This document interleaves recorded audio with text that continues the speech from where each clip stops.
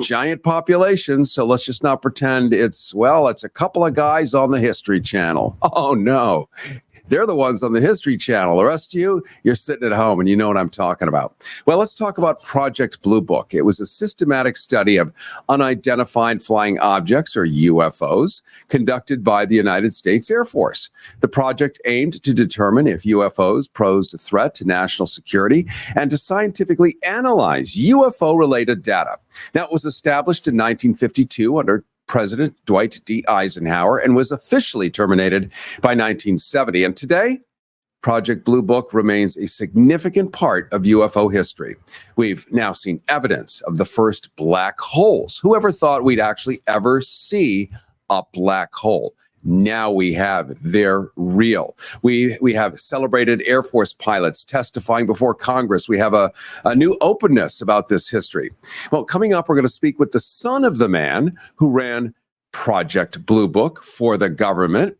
What did they really find out? Well, we're going to hear it directly from Paul Hynek, whose father was Alan J. Hynek, the subject of the groundbreaking series on the History Channel. But now, let's go to an Eisenhower herself, Laura Eisenhower, the great-granddaughter of President Dwight D. Eisenhower, whose research and insider family access will shed even more light on the subject.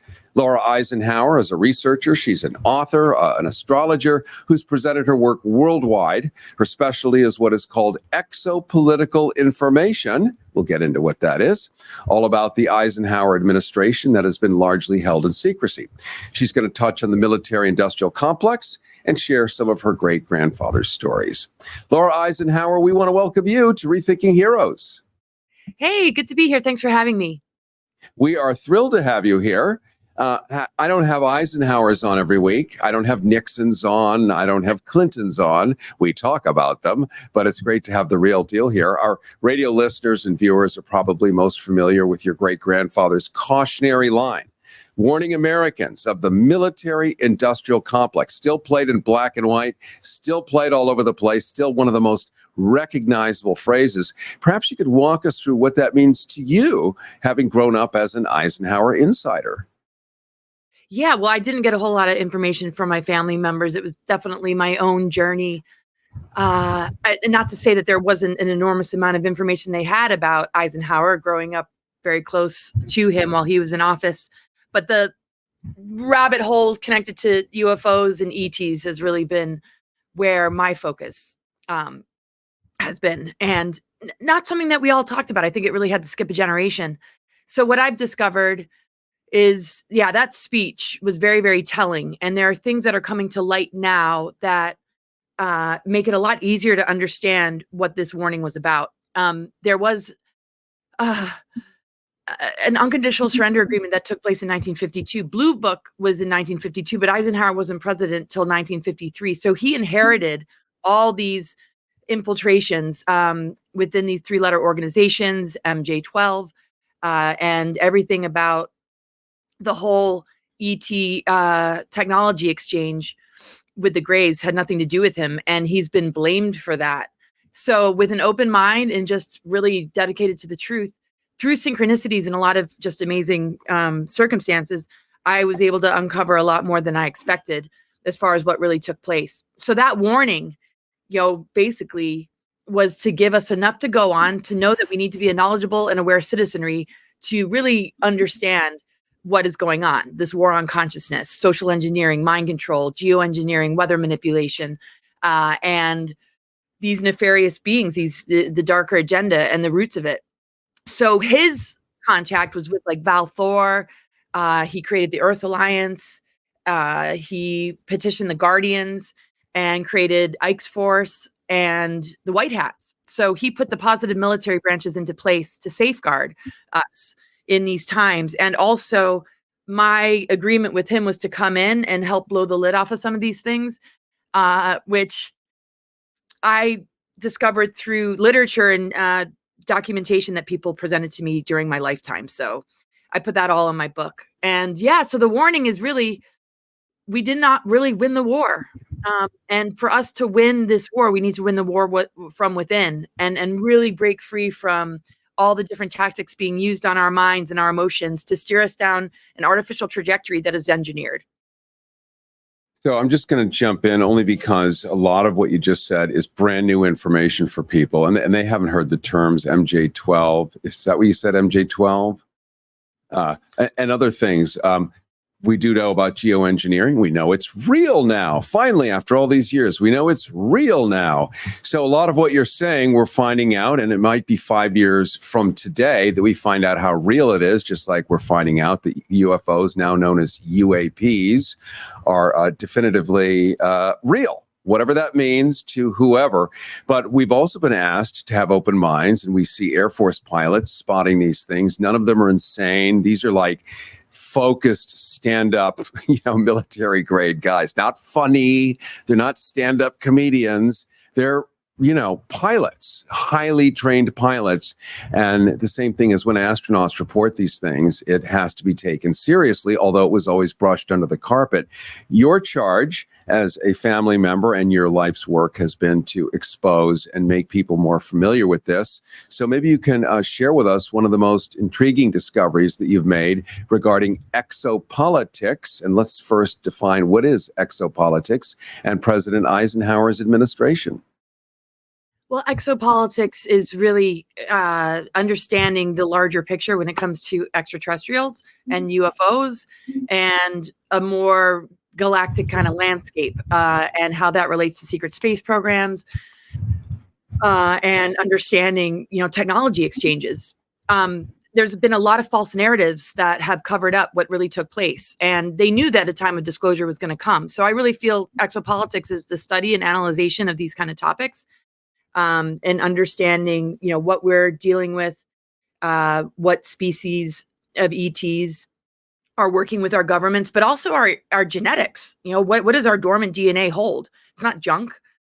So I did not go to school for exopolitics, right? But when I look they weren't at teaching it at mine either. Right. So this is like a personal study that we all take on, right? And I think being born into this family immediately from the get-go really lit me up about these topics. And just knowing, deep down that this curiosity that I had was to just uncover a lot of this sort of information that would be under the umbrella term exopolitics. That is about extraterrestrials and bigger picture stuff like that. To that end, you've written and spoken internationally, Laura Eisenhower, about the 3 secret meetings you talk about with extraterrestrial races following your great-grandfather Dwight D. Eisenhower's first contact meeting around 1954.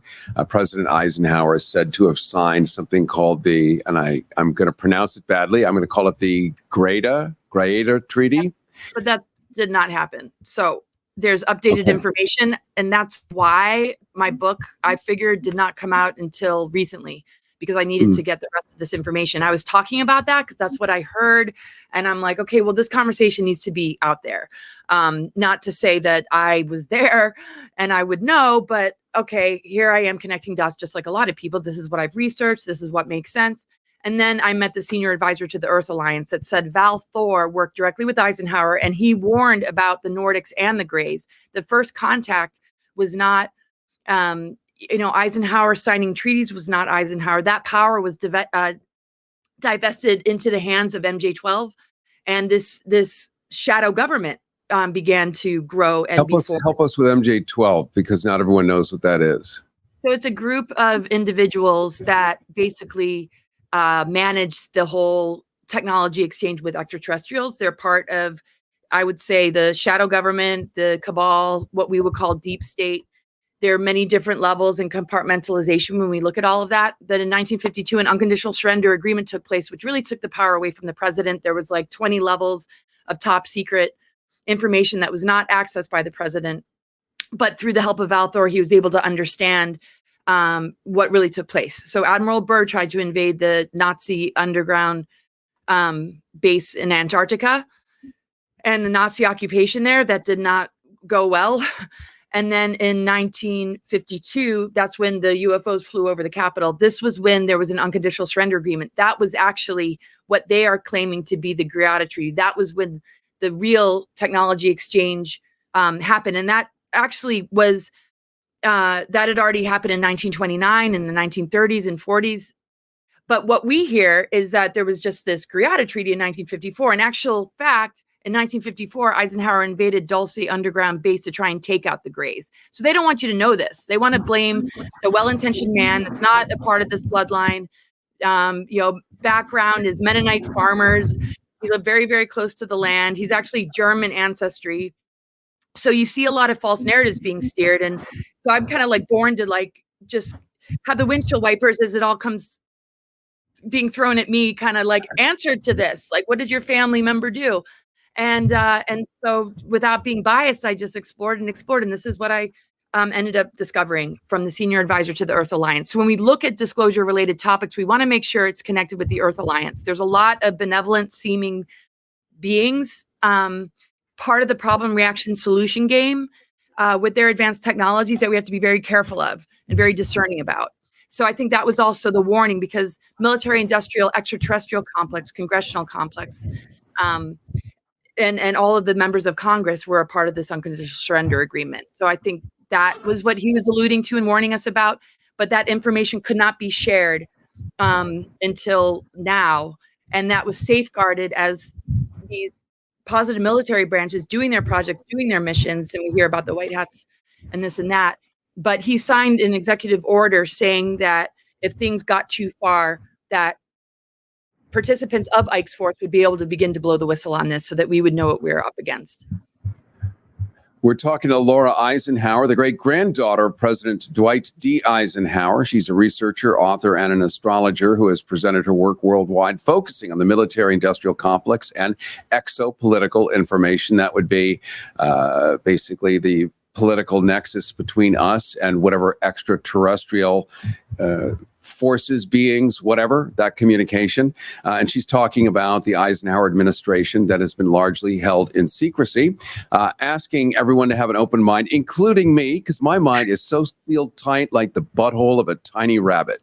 And it needs to be pried open endlessly because I am cynical. I like gravity. I like to see it, touch it, smell it, taste it. So, but what I do know, Laura, and this is why it's interesting, I do know for a fact about quantum physics. I do know that my sister just returned from the Monroe Institute in Faber, West Virginia, where the CIA spooks hang out and do remote viewing for real. Yeah. I've seen the spoons that she's bent with her mind. So yeah. I know this stuff is real. I just, it's hard when it comes in a giant gourmet meal. It's easier when it comes in a tiny Ziploc one at a time. Oh no, That's I know. what you deal with, isn't it? Yeah. No, I always say it's like you do light massage before you go into deep tissue, or else you're going to harm the muscles, right? You got to kind of warm it up. And the same thing, with just like little bites instead of the enormity of all this. And I think my book is really the enormity. And it really blew me away too. I mean, of course I want to hear positive things about my great-grandfather, but I'm not just picking and choosing because I want to defend him and I want him to look good. I'm not about that. I'm about truth, even the ugly truth. So that's why I was talking about the Greada Treaty. I didn't have anything else to go on. I just knew there must have been something. He must have been manipulated or compromised or threatened, because I know the heart of this man on a spiritual level. And I'm very familiar with him from beyond this lifetime. So when I discovered this about what took place in 1952, it made a lot more sense. And the dots really began to connect with the whistleblowers that I've met from Ike's Force, the USMC special section, that were created to keep the MJ-12 boys in check, even off planet. I was recruited to go off planet to Mars, but it wasn't a part of an MK Ultra sort of family thing. It came in from outside, and they wanted to divert me and take me off planet because through Looking Glass Technologies and through it being leaked, they knew a descendant would be born to expose this stuff. So they pre-targeted me before I was born, because Eisenhower was told by the star beings that there'd be a migration of souls, including a family member that would bring about the truth.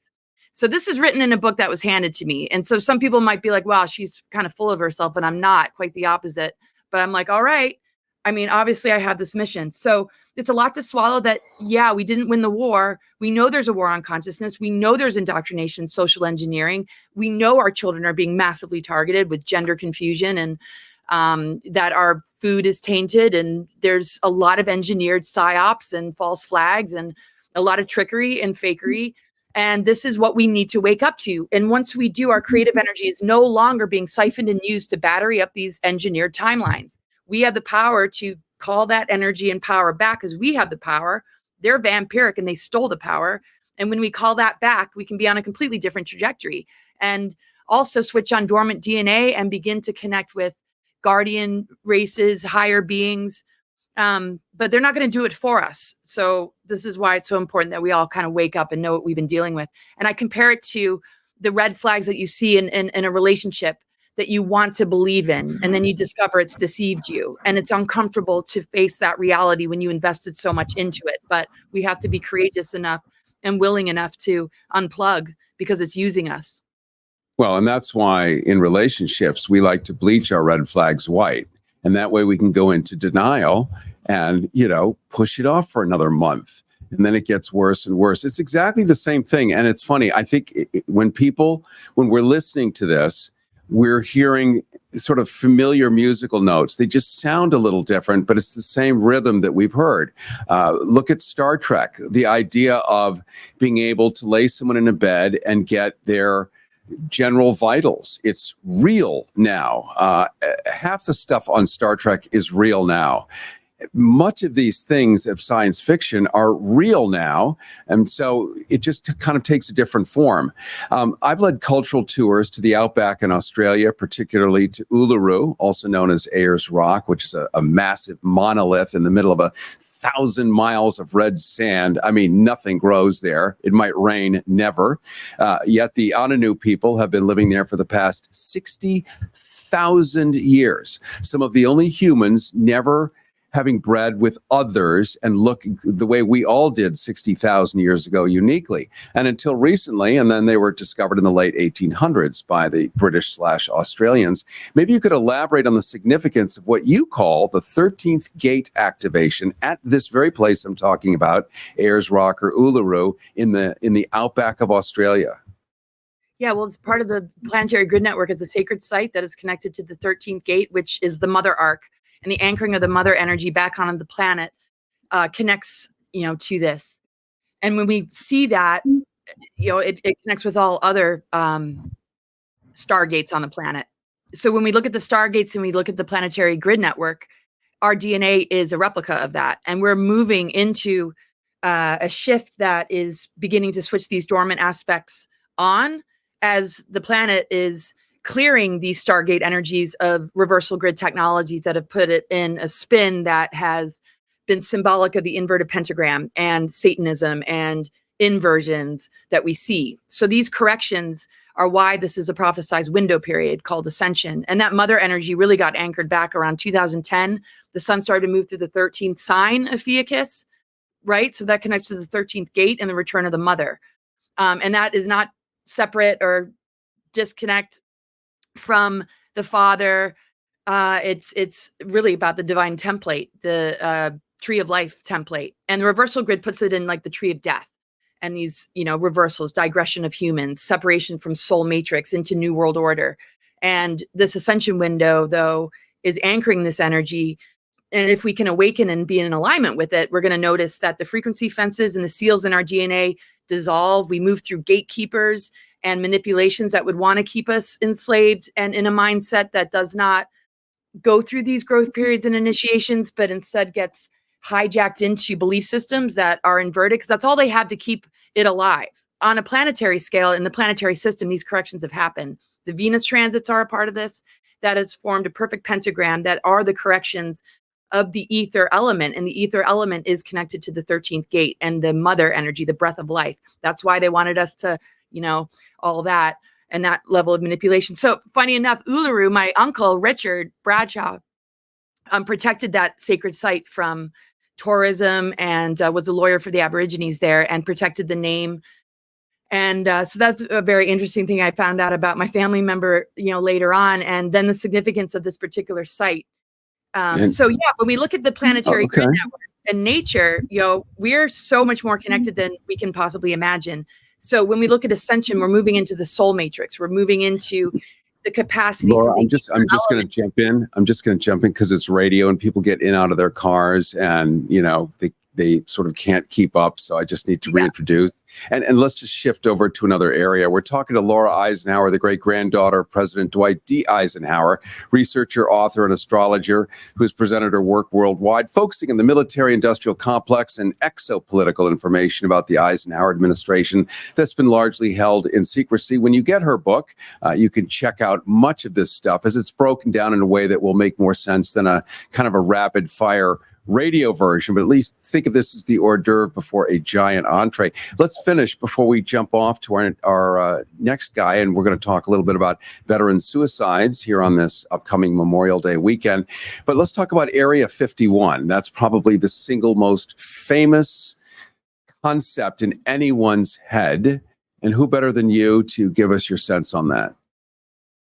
Well, Area 51,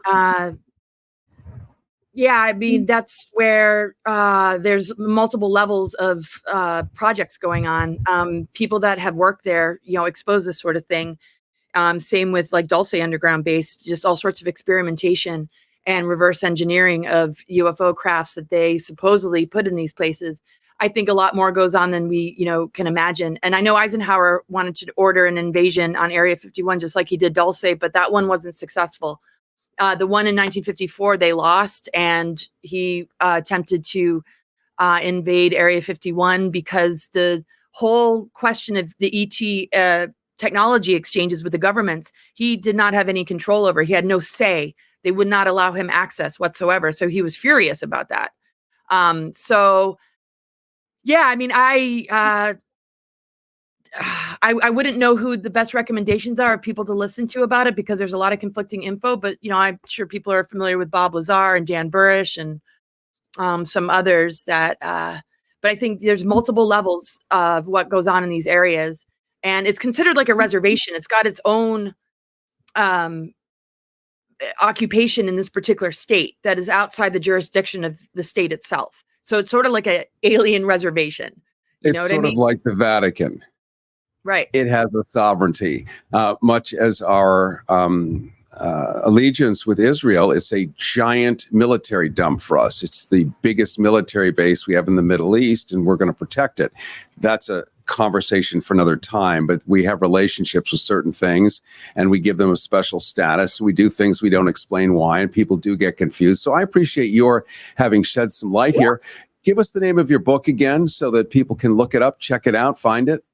Yeah, it's called Awakening the Truth Frequency, and it's really about being authentic and true to ourselves, understanding what our dormant DNA is made of, what this ascension window is all about. I mentioned ether. It's purifying the inner elements, and we can clear the toxicity in our environment by doing the inner work in a lot of ways. We are so much more connected than we realize. So I go into galactic history, things I found out about Eisenhower's administration, my own mission, how that connects, and my recruitment, and just my story.